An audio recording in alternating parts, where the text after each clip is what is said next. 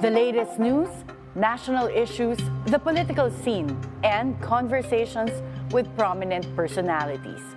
All these firsthand at the forefront.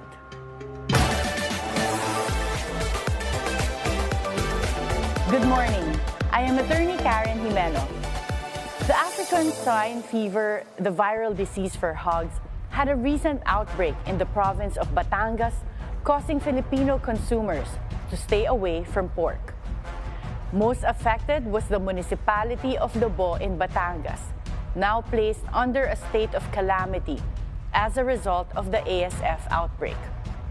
The Department of Agriculture has already rolled out the ASF vaccine last week, beginning in Lobo. Will the ASF vaccine save our Noche Buena?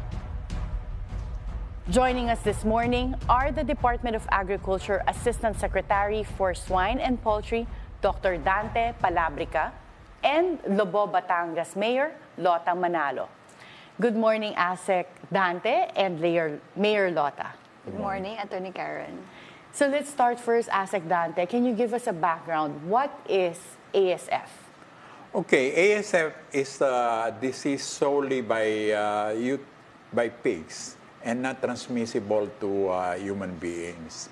And as I mentioned, it's African Swine Fever. It came from Africa and then moved to the Philippines in August 2019, coming from the swill feed or kaning baboy in Filipino. And this infected the farm in Novaliches, in San Mateo and Montalban, and spread all over the country. So this was really something that started in the Philippines, or did it originate from somewhere else? It came from China, and we got the infected pork from China, and this pork was used to become a swill feed of the local pigs. And once it started, so it started from China, and once it started spreading here, that's what caused the outbreak. Yes. It started here in the Philippines in August 2019, and it has spread up to 2024. And how big is the swine industry in the Philippines? This will be billions of investment in the Philippines, and a lot of people lost their shirt. And this kind of disease has infected 50% of the pigs in the Philippines. You have been a vet med for 44 years. I graduated from UP 1978, so that's 45 or 46 years. And have you seen anything like this before? Oh. In my 44 years in the service in livestock, this is the first time that I got this kind of very bad experience on pig disease. And so far, why do you think this is the worst? It's a highly infective. At the same time, this is the only disease that has no approved vaccine yet in the world. And mortality can go as high as 99%. And you just wait for 2 or 3 days, it can wipe out all the pigs in your farm. So there are symptoms for this. How do you identify if your pig has ASF? Initially, on the growing pigs, you will find them to be off-feed. They don't eat. And then the skin will show reddened feature. And then it becomes black. And then immediately they die. In the breeders, they become off-feed. And then they abort and they die. Mm-hmm. And you said earlier that this originated from China.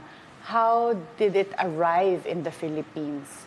It did not originate. The disease came from, our speculation is that the disease came from China. And this pork was shipped to the Philippines.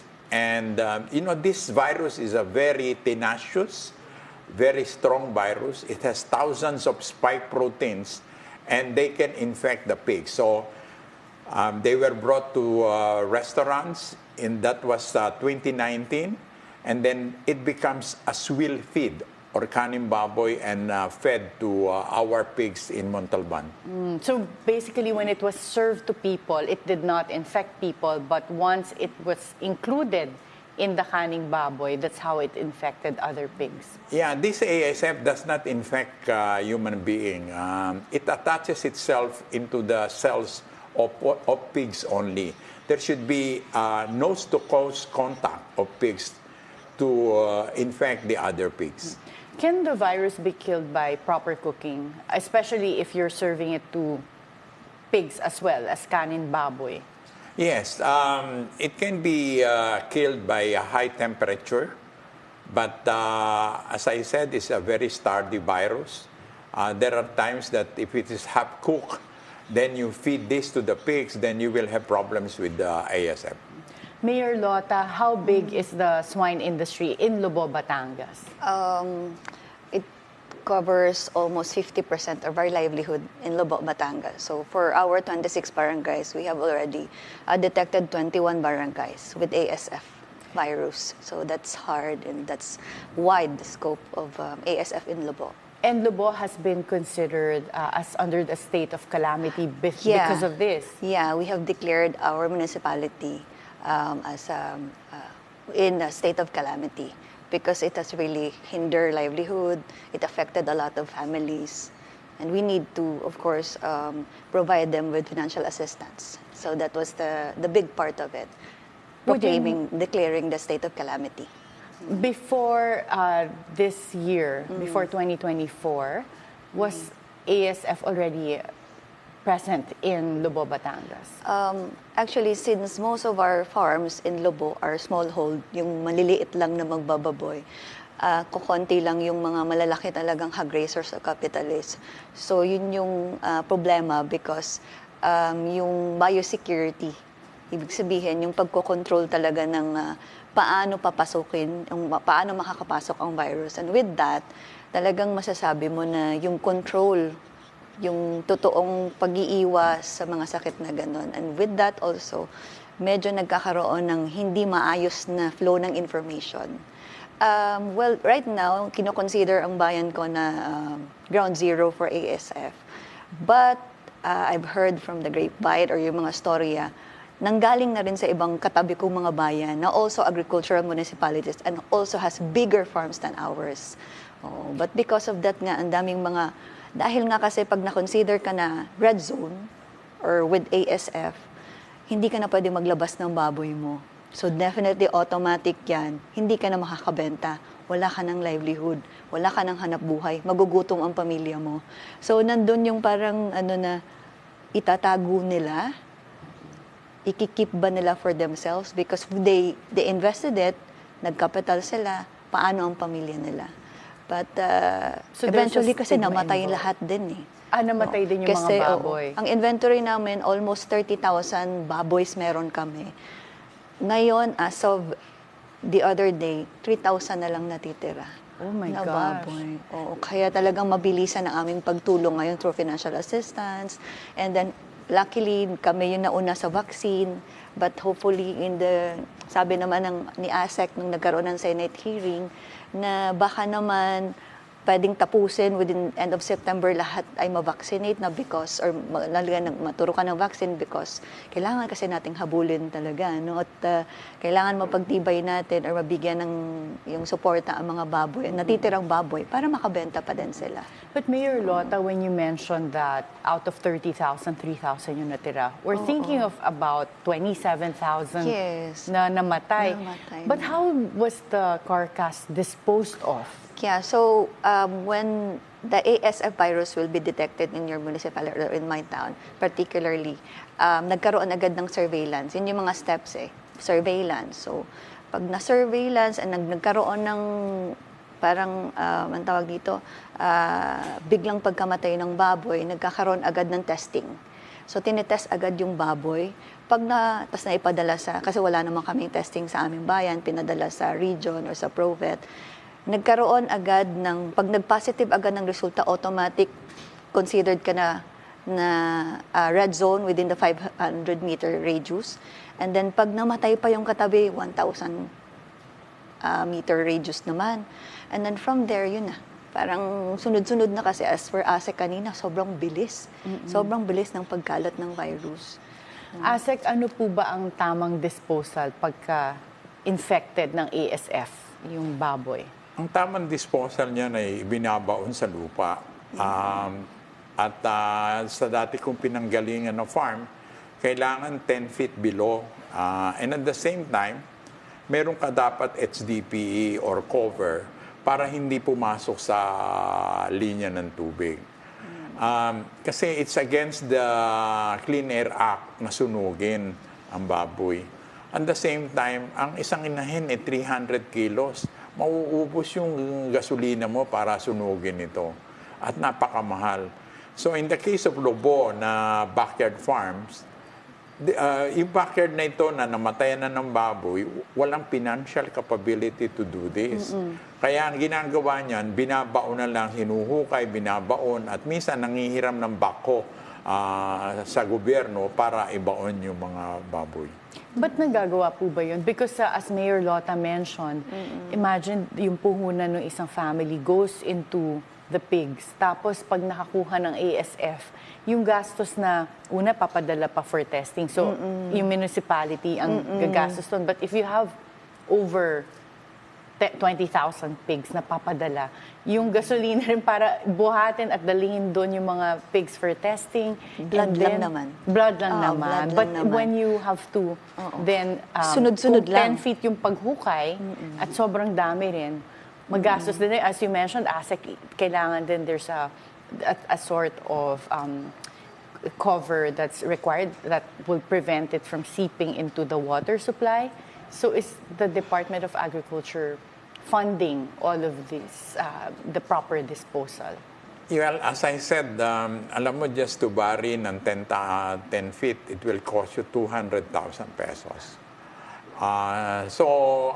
The practical way will be, of course, ibaon mo ng kaya mo na kung gaano kalalim at lagyan mo siya ng apog because yung apog can kill the virus. Apog is a Lime. lime.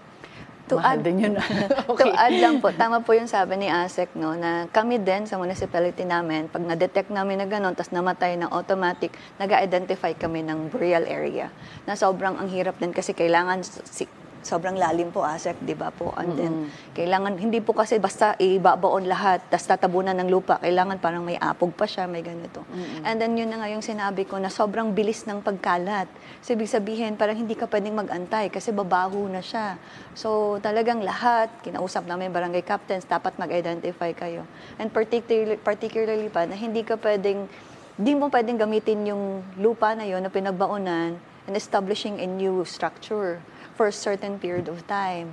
So, yun yung mga nagiging problema namin talaga. And after ng, syempre, depopulation yun, kailangan mo pang decontamination bago ka mag-repopulate. Parang ang dami mo And I pagdadaanan. suppose, Mayor Lota, it's hard to identify lands that are publicly owned kasi pag Yes. private, di mo naman malalagay. Yes. And I've been to Lobo, the structures of the roads, it's not Yes. easy to be transporting. Maliliit yung mga road, yung iba hindi pa sementado. Tapos So, ang terrain pa, Oo. hindi pa lahat flat. yes, oo. Yes. So, para lang buhatin pa at dalihin to a burial site yung mga baboy, it's going to be difficult. Difficult. And in fact, kasi kukonti lang din ang heavy equipments namin.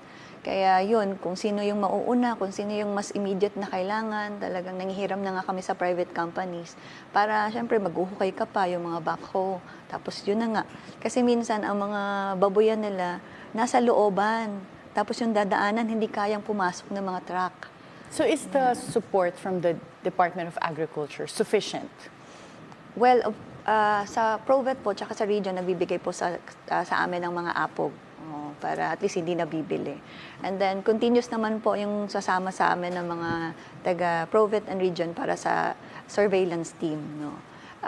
Yung mga heavy equipments, parang I think iniwan na sa amin yung yung task na yun. So, yung vaccine lang talaga inaasahan namin. Sana pag makabalik ulit kami sa pagbababoy kasi yun kasi yung natutunan nilang livelihood sa aming bayan. No? Yeah. And ASEC, how big is ASF now in the whole country? So we heard the side of Lobo, for the whole country po. There are more than 20 provinces na may tama ngayon ng ASF.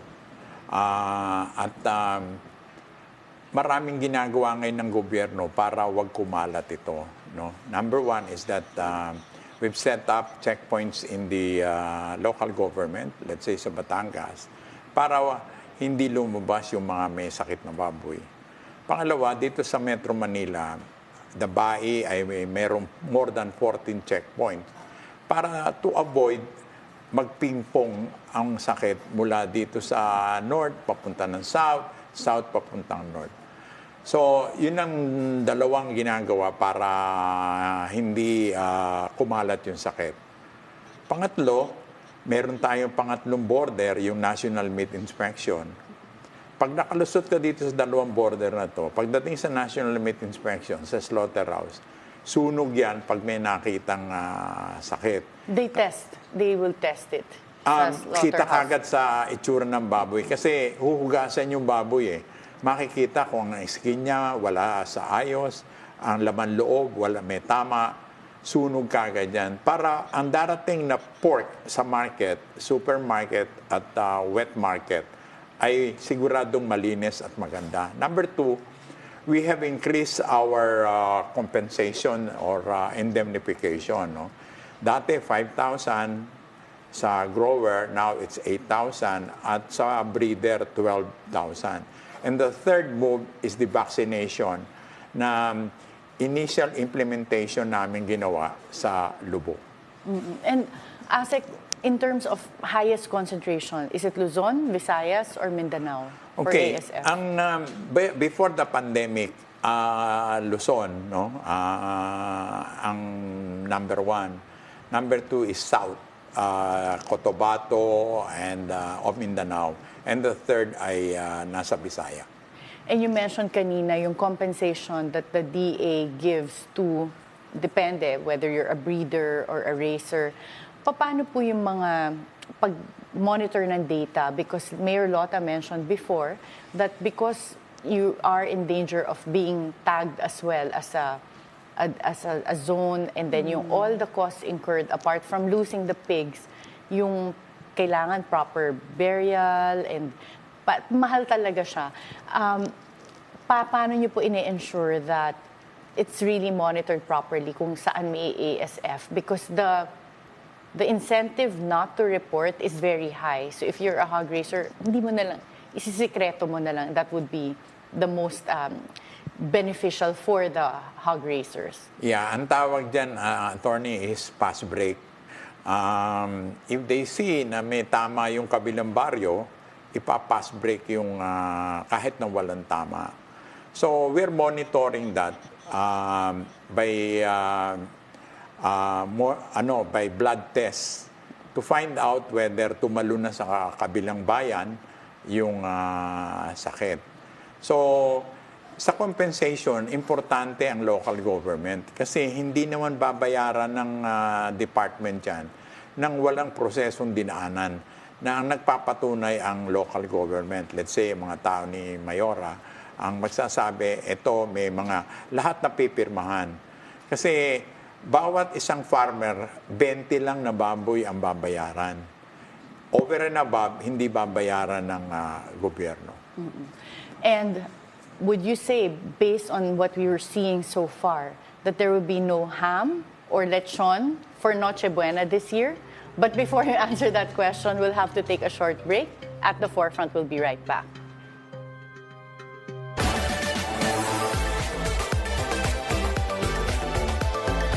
Get ready, be prepared, get to the latest updates and reports about what's happening in the world of sports.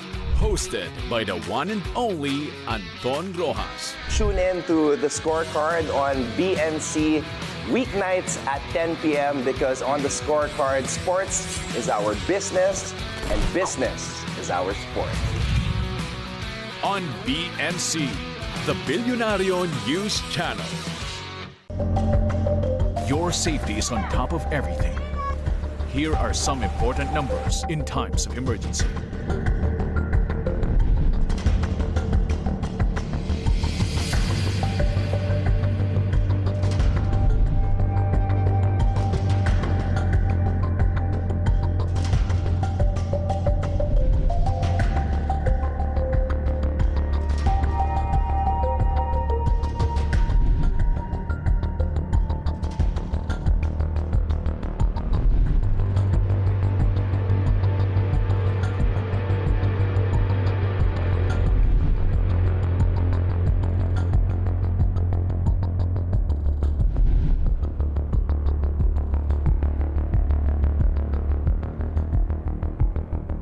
Public service reminder from Bilyonaryo News Channel. Always on top. Bea de la Cruz is at the Rizal Memorial Sports Complex in Manila. Atty now joins us live from the Batangas Mayor. Hannah, go ahead. Nation gathers to celebrate our Olympic heroes. And supporters await the arrival of our Olympic athletes, especially our golden boy, Carlos Yulo. The Leo Theater are in full swing for the And those are the news this hour. I'm Paulo de Rizal. I'm Rian Musni. I'm Mikey Oreta. I'm Mai Rodriguez. Stay tuned to BNC. Bilyonaryo News Channel. Always on top.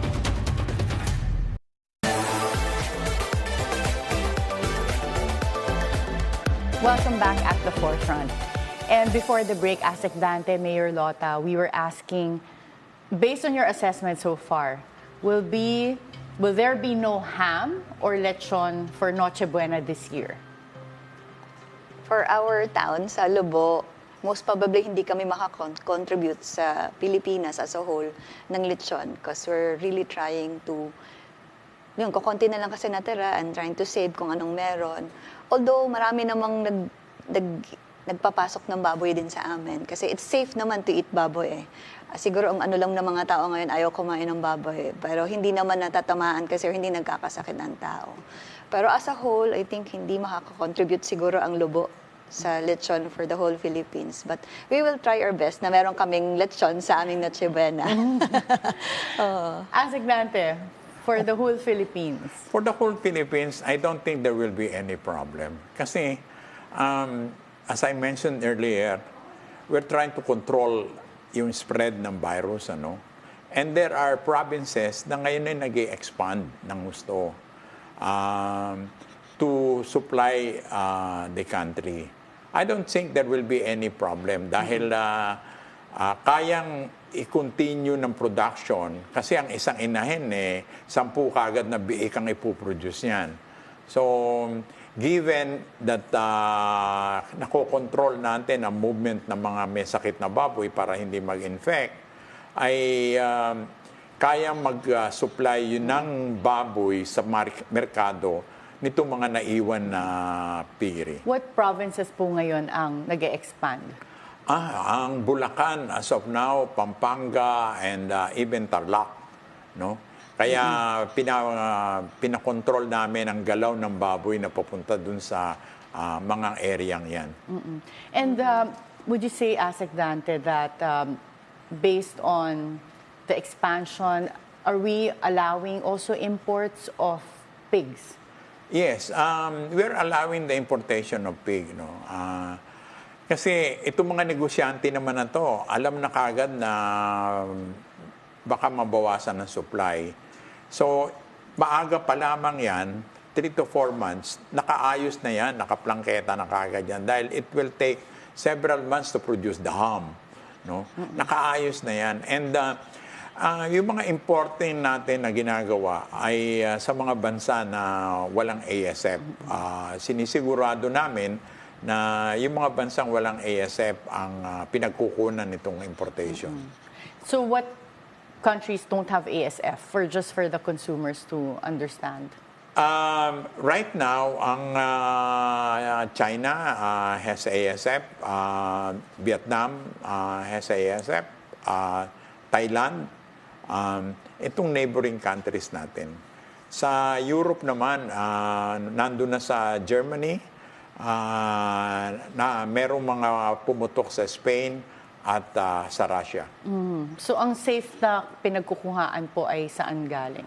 Ang Amerika. Ang Amerika at other European countries, safe. And at the same time, Canada. Canada and USA, zero ASF.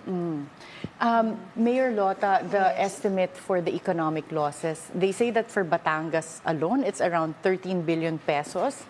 Yeah. For Lobo, were you able to quantify the economic losses? Yeah, actually na-compute na namin yan based sa mga number of or inventory of pigs na meron kami. Almost 300 million na po ang nawala sa amin because of that. I-add ko lang po kanina, after po syempre ma-surveillance and then ma-depopulate, ma-decontaminate, and then repopulation. So, we're really hoping kung magkakaroon nga po ng additional tulong ang DA in terms of vaccine and then yung support nga po, financial support, we are really hoping to get back to the livelihood of pagre-raise ng baboy by end of this year. Kasi very important po talaga yung livelihood. At the same time, food security po kasi talagang aking number one priority sa aming bayan. Lalo na agriculture municipality kami. When Lobo was declared in a state of calamity, was it able to use calamity funds for the purpose of reviving the hog industry and also the livelihood of the people? Yes. So, nung na-declare nga namin August 5, we were able to get portion of the disaster or quick response calamity para magbigay kami ng 2,000 each dun sa aming inventory na hog raisers, including the caretakers. So, and then, supposed to be magkakaroon po tayo or kami ng foundation celebration, Ananihan Festival this September, this month. Pero yun po ay kinancel ko din para magamit din namin. So we were able to come up with 5 million pesos para dun sa 2,000, ngayon nga 2,700 na hog raisers. Nabigyan po namin sila ng worth 2,000 pesos each. And then ang dami din naman pong tumutulong. No? So marami pong mga ayuda din na galing sa Department of Agriculture, sa DSWD, sa DOLE. So parang sinosurvive lang namin ngayon. Not really parang a fund para bumalik ulit. Kasi matagal pa ang repopulation. Yes, so matagal pa. And in the meantime, were you able to catch anyone from your municipality na nagbebenta ng double dead meat? Meaning, ASF dapat tapos trinay ibenta or binenta? No naman, kasi very active po ang aming mga barangay captains. Automatic, mismo sa barangay nila, nagkaroon sila ng checkpoint na hindi makalabas at hindi makapasok. And monitor din po namin ang aming public market.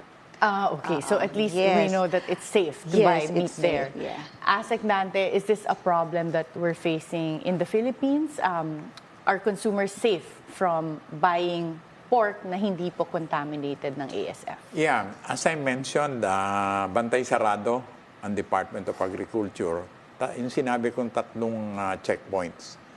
So, lalo na ang National Meat Inspection, pag may nakita kayo sa palengke na may tatak na NMIS, sisiguraduhin natin na malinis yun. Now, yung sinasabi ni Mayor Lota about repopulation, meron tayong pondo for repop, no? Billion ito. And, pero hindi ko i-advise na mag-repop ang lobo until we get the right vaccine for that area. Kasi galing ako sa private farm, yung 8 buwan na isang farm ko na pinapahinga ko, nung naglagay ako ng 8,000, ubos lahat ang baboy. So masasayang din. Yes. That's why I have been pushing itong vaccination nito. And so far, yung 2 farm na nilagyan namin sa Lobo, yung isang farm na 29 heads, isa pa lang ang patay at pilay ang nangyari. Yung pangalawang farm na 12 ay 6 ang namatay, pero merong comorbidity yung mga baboy. No? Given it takes around 14 days, up to 30 days, bago mag-produce ng antibody, kailangan i-secure natin yung farm na yon. Medyo itong pangalawang farm, medyo may kakulangan ng pagsisecure ng biosecurity. Pero as of this moment, malalakas yung mga naiwan na baboy na binakunahan. So, there is a light at the end of the tunnel as far as vaccination is concerned. But as of Dante, when you're saying that there should be no repopulation until a vaccine program has been rolled out, in the meantime, ano po yung alternative livelihood na pwedeng gawin?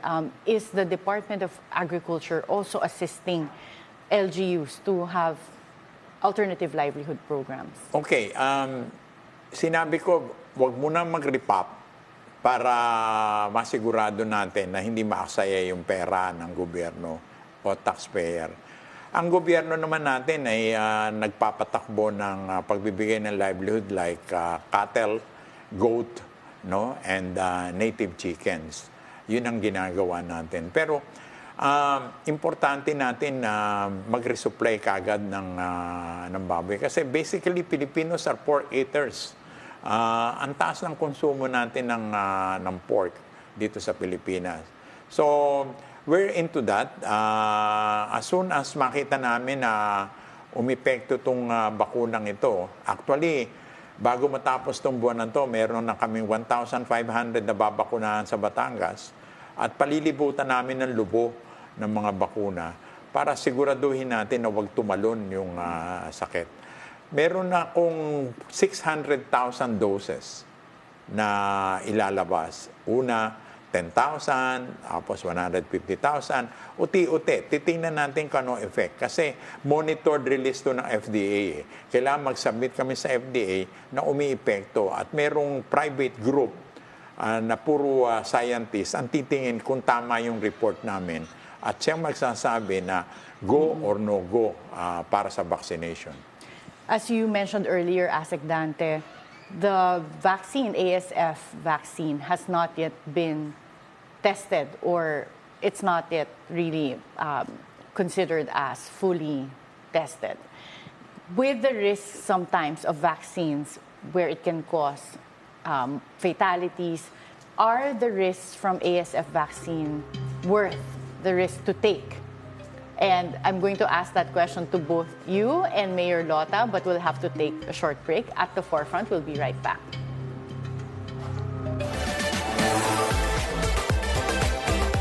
Good morning, I'm Rain Musngi and welcome to Follow the Money. Join us as we explore the tools and insights you need to jumpstart your financial journey. Harness the power of your money so it can take you where there is growth, where there is investment, where there is freedom. Rain Musngi sits down with the experts to know where your finances is taking you. Weekdays, 10:30 a.m. on BNC, the Billionario News Channel. Your newest source of news and information. That's it? Follows you everywhere, every day. Guys, wow. Oh, man. On cable and free TV. Online. He joins us from the Batangas Mayor On mobile. Simulan na natin ang agenda. This is BNC, and we are everywhere.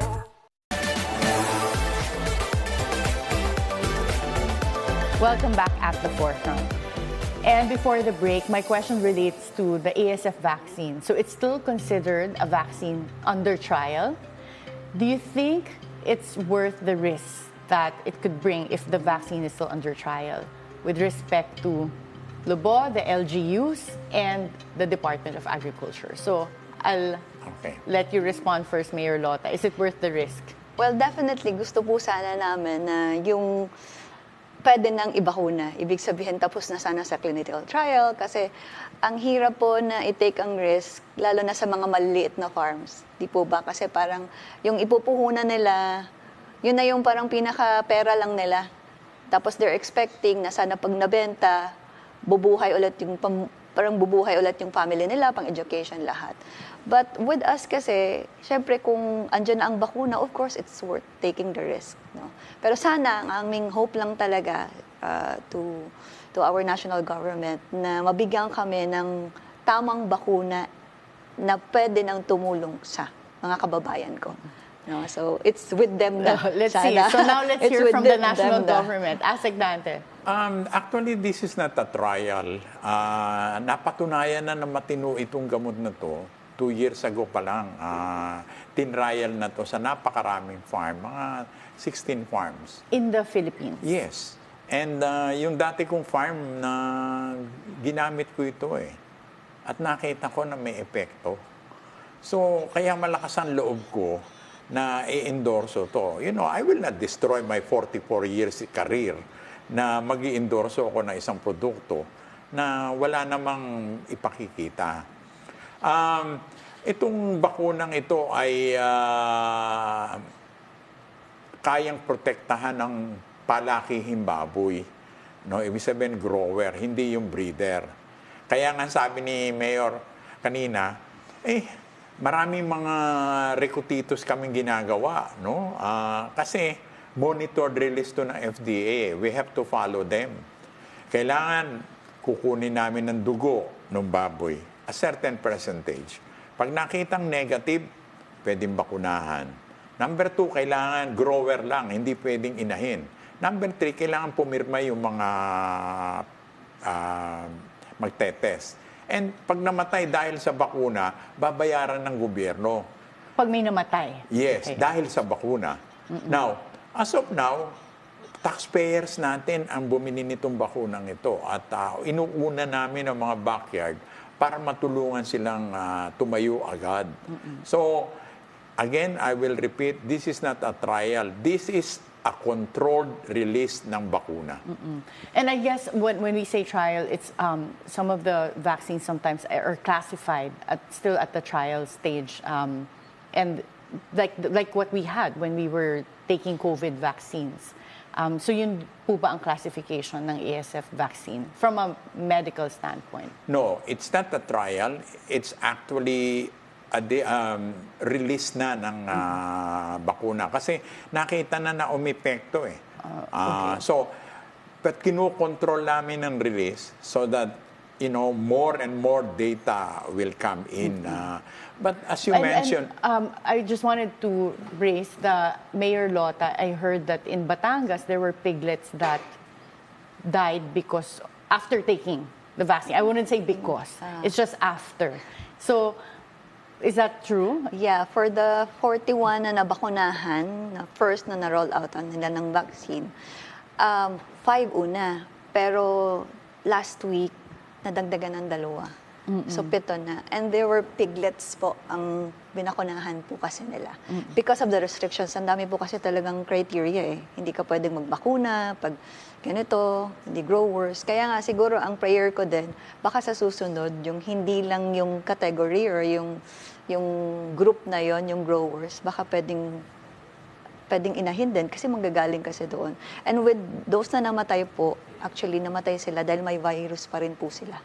So, okay, we want to hear the side of the DA on this. So, what can you say about that, Asec Dante? Again, tulad din ng COVID, kailangan walang comorbidity. Okay? Itong mga namatay na 6 na to ay may comorbidities, no? May sipon, at the same time, medyo nag-lack sa biosecurity. As I mentioned, pag pinakunahan kita ngayon, kailangan it will take 30 days to produce the antibody. Pagka napabayaan mo yung baboy na ito, na hindi pa siya nagbi-build up, sa lakas ng infection pressure sa lobo, kaya niyang bumagsak. At bumagsak yung 6. Pero yung kabilang farm na 29, isa lang na namatay, napilay pa. And ang ganda ng pag-aalaga niya ng baboy. So, you mentioned earlier, is it worth taking a risk? You know, as an expert na nakausap ko sa World Organization of Animal Health, you have to evaluate the risk versus the benefit. And dahil ako'y galing sa industry, I would advise to take the risk. For those who have not yet received the vaccine, is there any type of more natural treatment for ASF?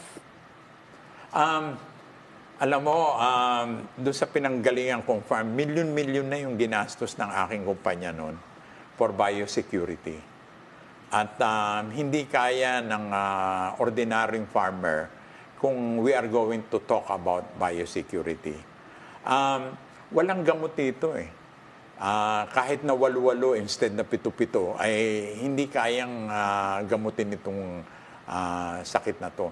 Napakatapang niya at meron akong worker noon, napaliguan na pinaglinis ko ng bahay na mayroong ASF. Pumasok pinapahinga ko ng 2 linggo. Pagbalik, pinaliguan ko ng gusto. At ginamitan ko ng pinakamahal na disinfectant na ginagamit sa UST Hospital bago pumasok sa operating room yung doktor. Mind you, after doing everything, sinwab ko positive.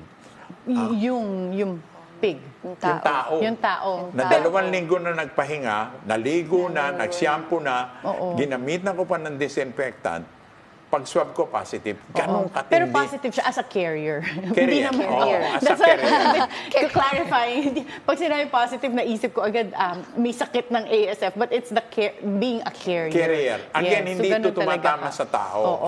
Sinwab namin ang ilong, tenga, katawan para makita namin kung carrier siya. Buhay pa eh.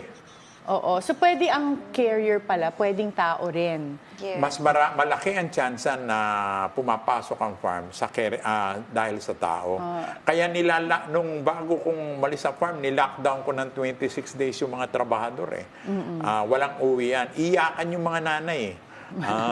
Because, every day they see their kids. Sabi ko, stay put sa 26 days, then 4 days lang kayo mag-leave. At tatamaan pa rin. Oo.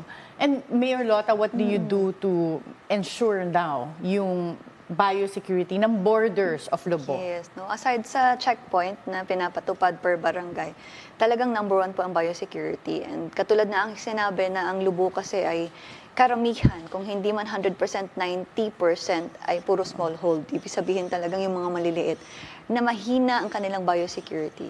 And especially pa yung kanilang waste management na napupunta din sa ilog. And hindi lang kasi tao ang carrier, pwede kasi yung mga hayop, sasakyan na dadaan sa ilog, pupunta sa area, aapakan ng tao. Yung tao na pupunta, papasok dun sa babuyan, na magpapakain. So, ganun. Very so, difficult. Sa amin naman, talagang, kasi nagpasa na rin kami ng ordinance through SB, sa aking asawa. Talagang ini-ensure namin ngayon na bago bumalik ang pagbababoy, kailangan ay proper implementation of the biosecurity, waste management, and of course, the inventory. Definitely, kasi sabi nga ni ASEC, magbibigay tayo ng mga ayuda, magbibigay tayo ng indemnification, tutulong sa repopulation, pero kung wala ka namang tamang inventory. So I'm really encouraging everybody sa aking municipality to tell us, to identify themselves and sabihin sa amin, kayo ba'y magbababoy? Gusto niyo bang magbababoy ulit? Tutulungan namin kayo. But with Lobo, talagang mahirap ang biosecurity as of now. And ASEC Dante, last question, in terms of the ASF vaccine, Senator Cynthia Villar commented before that there seems to be a monopoly, that this is only coming from one supplier. What's your comment on that? Actually, after this, I will be going to Senator Villar for the budget ng DA. Yes, there is only one vaccine na binigyan nagkaroon ng registration dito sa Pilipinas. At ito'y galing sa Vietnam. But for the last 3 or 4 days, ay kinakausap na namin yung ibang bakuna. MSD, coming from America, Merck Sharp. Yesterday, Korea, ang kausap namin. And there are more or less 3 more vaccines na kinakausap kami. Ang kagandahan dito sa mga kinakausap namin bakuna, yung hinihiling ni Mayor Lota na kailangan yung inahin din mabakunahan. Lahat ng ini-entertain namin ngayon, pwede mong gamitin sa inahin, pwede mong gamitin sa grower. So, matatapos ito at least more or less 6 to 8 months. Kasi it takes 6 months bago manganak yung baboy na bibigyan mo ng bakuna sa inahin. So, yes, pagka naipasok ko itong maraming bakunang ito, babagsak ang presyo ng bakuna at aalis na ang gobyerno doon at bayaan mo ang malalaking farm bumili. Pero pinag-uusapan namin kahapon na humihingi kami ng subsidiya na bakuna pag maayos natin lahat ito para sa mga maliliit na farmer.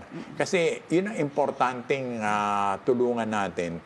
Kapag yung mga malalaking farm, may pera naman yan eh. Kailangan matulungan natin at sabi nga ni Mayora kanina, yun ang hanap buhay ng lobo eh. At marami na na-depress dito sa kasong ito. At actually, meron ng nabalitaan na nagpakamatay dahil dyan sa pressure nitong baboy. Kasi pag nakikita mo na nagkakamatay yung baboy mo, hindi ka na makatulog. 3 araw lang, ubos yun. Gaano po kamahal in terms of pesos yung bakuna per vaccine? All in, no, 480 pesos ang bawat isang dose, isang tusok.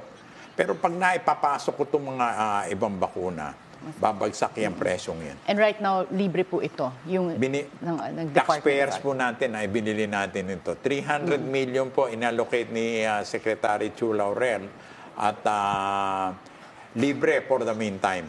Pero after this, may bayad na po ang malalaking farm. Pero yung mga maliliit na farm ay hinihingi namin sa butihing secretary na magkaroon ng subsidy. And for those na nakakain accidentally, kunwari may ASF nga yung meat, hindi naman siya dangerous for the people?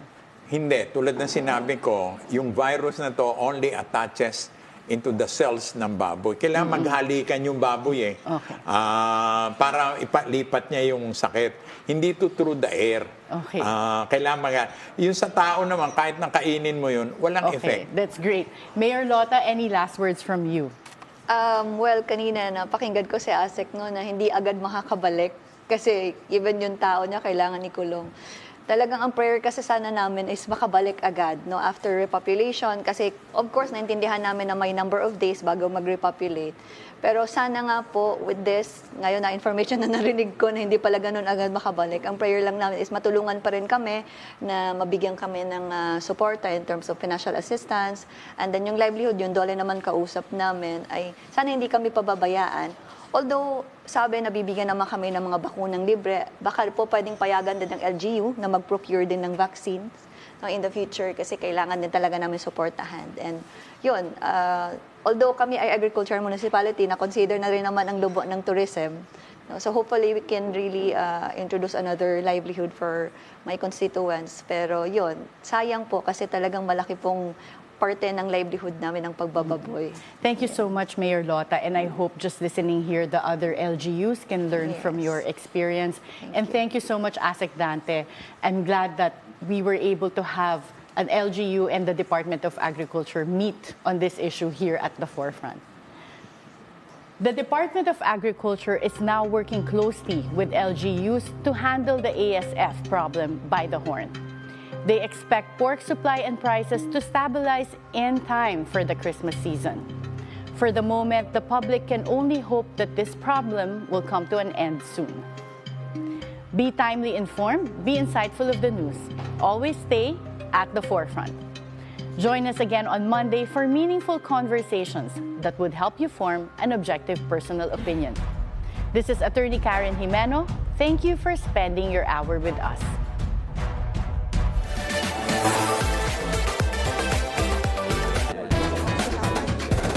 It has no authorization. We hope and pray that it will not. Thanks for having me here. Our frustrated By myself, basically. We always say that.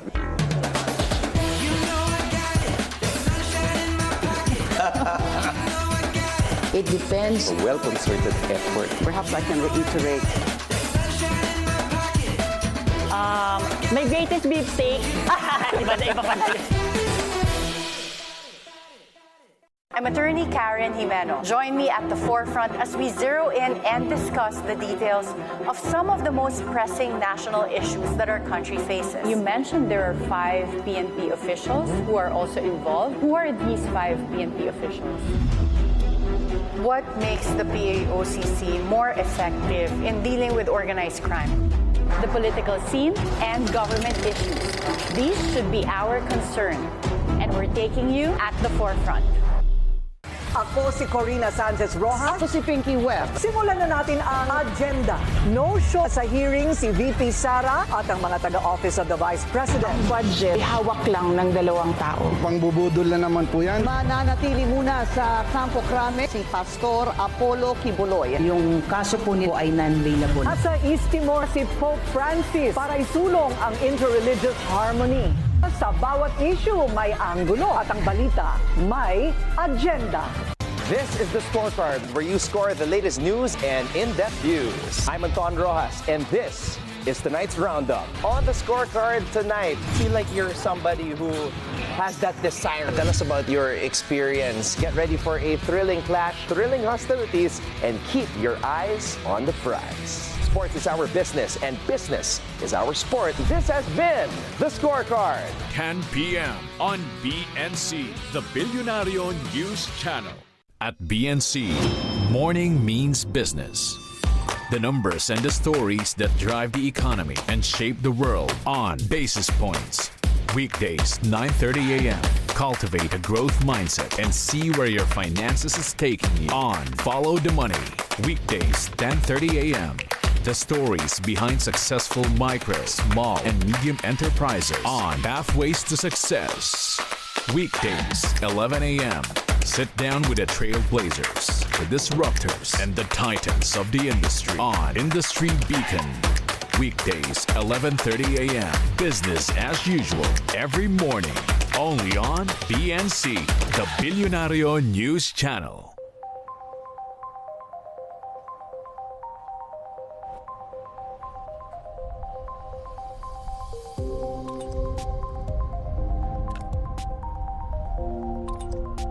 So it's quite exciting that we're now connecting Shetland to the GB transmission system. There's a huge resource there. We're talking about a large amount of power, and that displaces dirty fuels and brings us closer to net zero.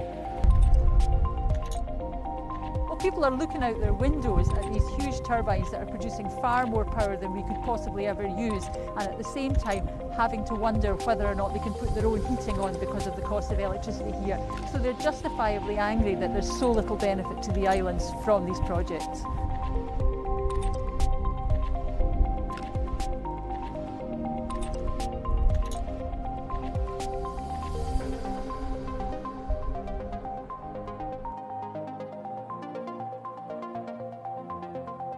So I think it's hugely important for 2 reasons. One is Shetland's got great wind resource. This is the first of the really big wind farms that may be built here. There'll be more projects to come. There are muted projects for offshore wind up here as well, and even for second links. And the fact that we can now connect Shetland means that we can turn off eventually the diesel power station here. Shetland can run far greener and run on green energy going forward. And when the wind isn't blowing here, it can be connected to the national grid and take power back up from the UK.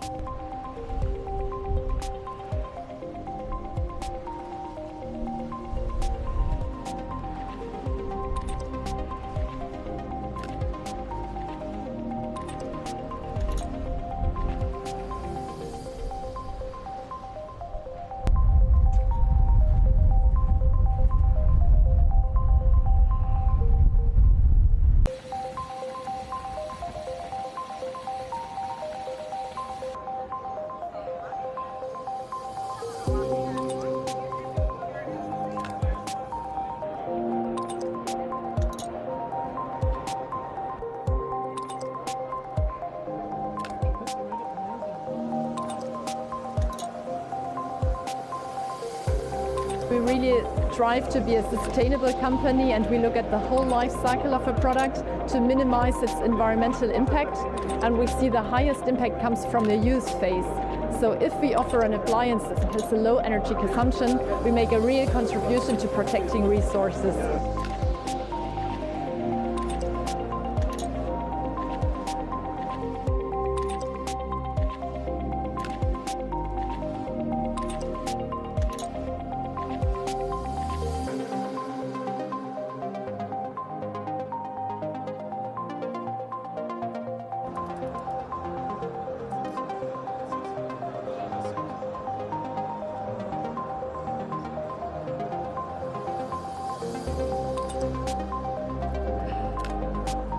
we can use these dynamic price changes on the electricity market with this system.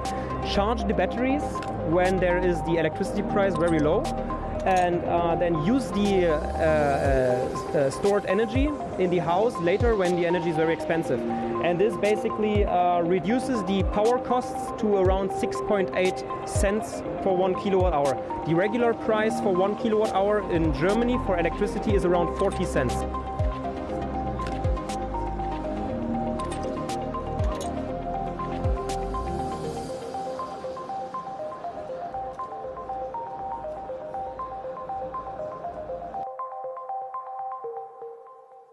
Up next on Bilyonaryo News Channel.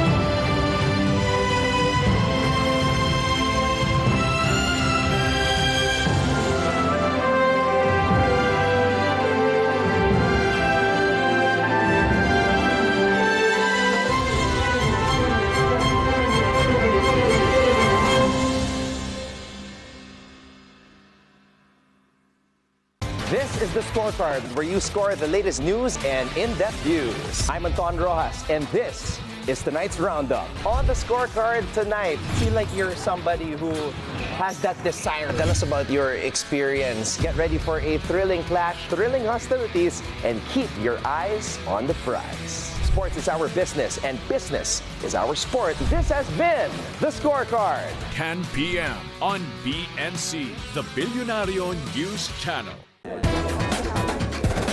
It has no authorization. We hope and pray that it will not. Right. Thanks for having me here. Our frustrated business. Myself, basically. We always say that.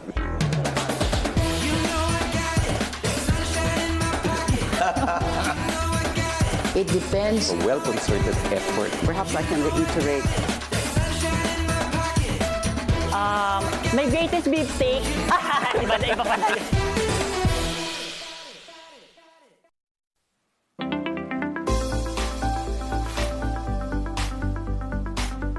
Good morning, I'm Paulo de Rosario. Welcome to Weather